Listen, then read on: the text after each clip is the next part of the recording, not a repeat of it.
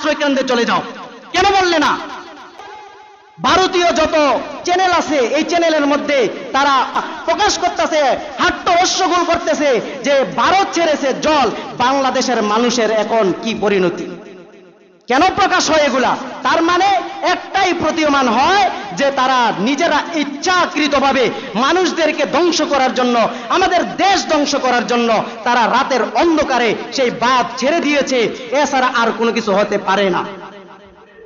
এই জন্য আমাদের উচিত কি, এখন প্রয়োজনে আমরা বাঁধের পরিপ্রেক্ষিতে আরেকটা বাঁধ দিব, আমরা সেই বাঁধের পরিপ্রেক্ষিতে আমাদের দেশে আরেকটা বাঁধ আমরা খাড়া করাবো, তারপর আমাদের দেশের মানুষকে আমরা রক্ষা করব ইনশাআল্লাহ।